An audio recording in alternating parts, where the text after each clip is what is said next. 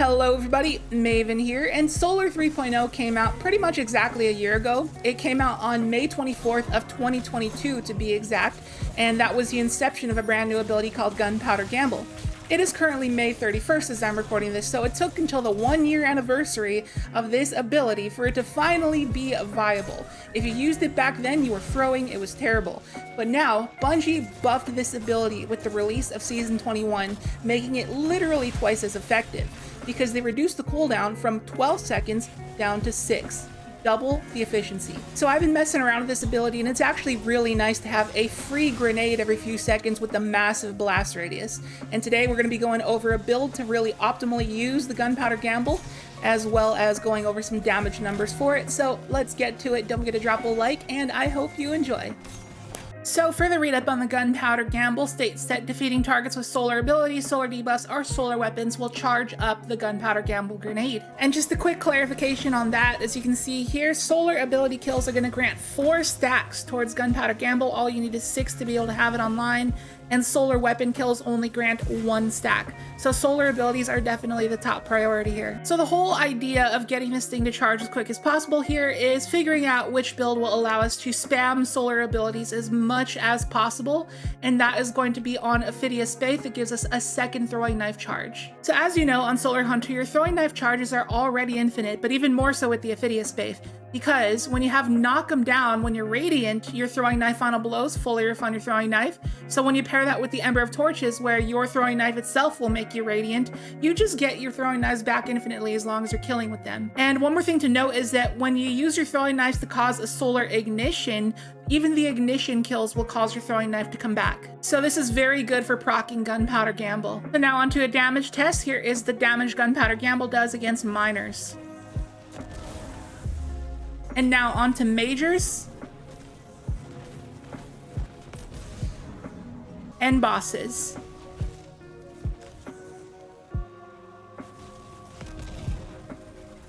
Now, I don't know if you caught that, but there's something strange going on with Gunpowder Gamble here based on our damage numbers, and this is something that I don't think anything in the game does, because normally when you hit something with an ability or a weapon, it will do more damage to miners, and then as you scale up from majors to bosses, it will do less damage. But the Gunpowder Gamble is actually scaling upward in damage based on tier, so that is very, very strange. But that's also excellent because you know you're doing good boss damage. And for those wondering, yes, Gunpowder Gamble does count as a grenade, so it does proc perks like Demolitionist. So here's a little demonstration of that against Carl. So yeah, it's not a bad option to use a Demolitionist GL if you're using a Gunpowder Gamble build. And as you saw there right after, a couple throwing knives was enough to cause a solar ignition. Now this is not because of Ember of Ashes, you'd still be able to cause an ignition anyways, but Ember of Ashes is just good for consistency. But yeah, being able to cause an ignition with just 2 throwing knives is very good for burst damage. Another reason why Ophidia Spathe is very good. And another reason this is good is because it makes it so 1 throwing knife alone can almost cause an ignition, and then any little bit of extra scorch you apply will cause that ignition. So that makes a very good weapon to pair with this build, being the Skyburner's Oath, because it just got a buff recently where they upped the amount of scorch it deals. It alone can cause a solar ignition in 10 shots, but if you take a look here, 1 shot from the Skyburners plus 1 throwing knife is enough to cause an ignition, and that is very, very powerful, especially if you're using it for endgame content like Grandmasters. And then to go over the rest of our subclass here, we got Gambler's Dodge, because we need to refine our throwing knives. Now, this is some kind of weird thing. I think it might be a hidden perk of the Ophidia Spathe, or it might just be from Solar in general. I don't know why this happens, but for example, if you're on Stasis and you Gambler's Dodge, you only get 1 of your Stasis shurikens back, not both of them. But for some reason on Solar, when you use your Gambler's Dodge, you refund both of your throwing knife charges. That is very excellent. That should be the norm, but I think this might just be a hidden perk of the Ophidia. And this is the reason why I do not recommend investing in strength. You do not need it, since knock 'em down fully refunds your knives anyways, and if you happen to lose your knives, your Gambler's Dodge just refunds both charges. And then finally, another good reason to be on Solar is because of the healing grenades. Apply that restoration along with Ember of Solace to extend it, and also the Radiant, and you can extend it forever with Ember of Empyrean by getting Solar Weapon or Solar Ability Final Blows. So even if you don't have to heal, you can start an encounter by throwing a healing nade and then just go on a throwing knife spree to just extend that restoration forever. And for me personally, this is something that is a must-have for most solar builds. And another cool trick I wanted to mention with the throwing knives is that if you throw it at an enemy's immune shield, like for example a Phalanx shield or a Hydra's barrier, it will still apply Scorch to them even if your knives are getting immune numbers, so it will even cause an ignition through their shield. Now let's go over some weapon recommendations. So I would not argue with you at all if you went with like Heritage and Skyburner's Oath. That is perfect right there because of that interaction I talked about a second ago. However, this is a loadout that I've been having a lot more fun with and have been slaying out better with, TBH. Now, Monte Carlo, as you know, is mainly a weapon used for reducing your melee cooldown, getting your melee charges back. We don't really need it for that, so why am I using this thing? Well, a couple reasons. I was actually very impressed with this thing's add clear capabilities because of the Markov chain. Now this thing synergizes very well with the fact that we're throwing knives constantly. So the Markov chain is basically Swashbuckler and Grave Robber put together. So we don't have to reload this thing because we get a throwing knife kill, it fully reloads the weapon. Also gives us the Swash ×5, so we get that 33% damage buff on top of the fact that it is an exotic, so it's doing 40% more damage to minors. And then on top of the fact that recently auto rifles got a 25% damage buff in PvE. So with all of those numbers put together, this thing is slaying out really good right now, and I've been very impressed with it. And running this weapon is a good excuse to run one of my favorite weapons, the Explosive Personality.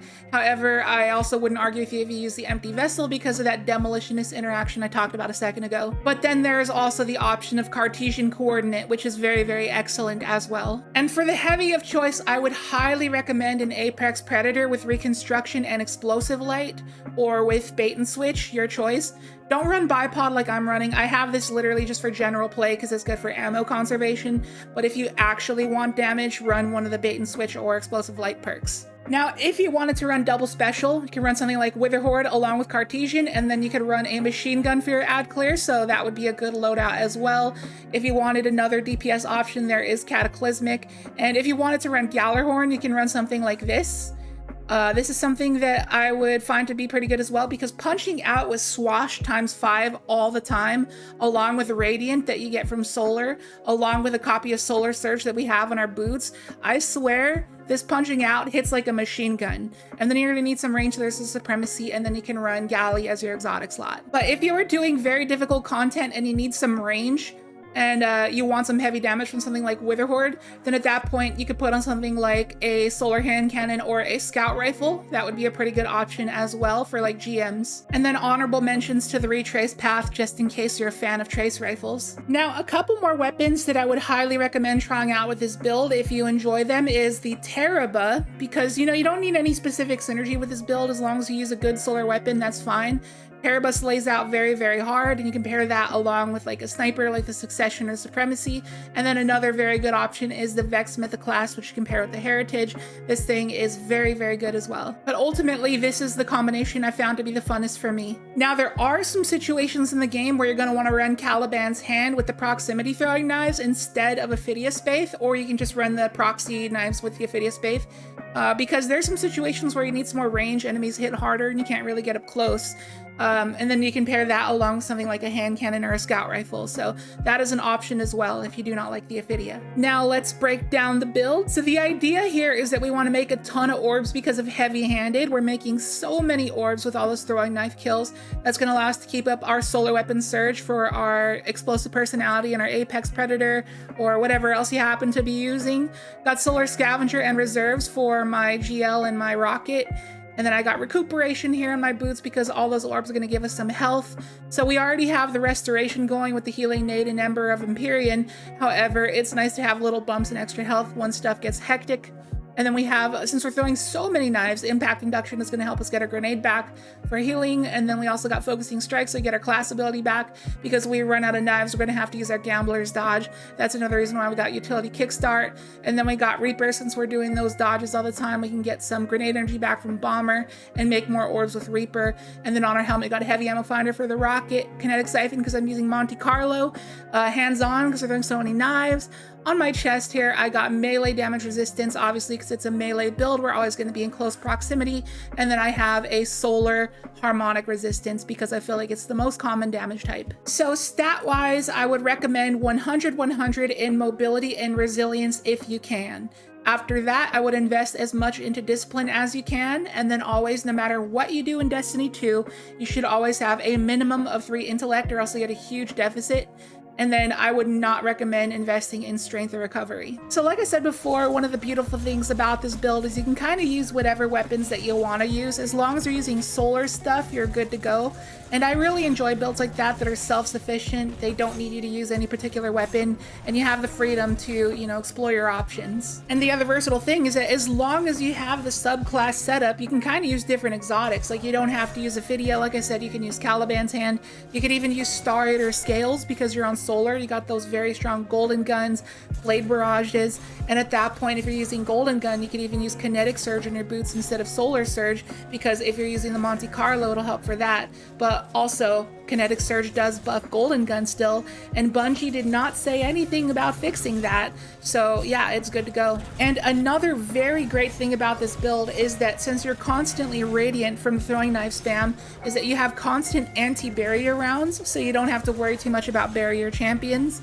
And then another thing is that since it's so easy to cause solar ignitions via 2 throwing knives or 1 Skyburner's Oath shot plus a throwing knife, you can easily stun unstoppable champions. So this build alone intrinsically deals with 2 different champions. All you need to worry about is overloads. So at that point, you just throw on either a Chill Clip Riptide for overloads or throw on a Solar Scout Rifle like this Dakota or the Visions of Confluence, because Scout Rifles are overload this season, and there you go. You can deal with all 3 champions. And that's great because it gives you the creative freedom to use whatever you want to use in the kinetic and heavy slot if you're doing tough content. Anyways, that's going to do it for the build. As always, I'll leave a dim loadout link to this build down below in the description and the pinned comment if you'd like to give it a try. So I hope you enjoyed the video. If you did, be sure to hit the like button and drop a comment, because interacting with the video in different types of ways like that really helps it out and helps the algorithm. And if you are new here, consider subscribing. I would love to have you here. And with that, I'll catch you in the next video. See you later.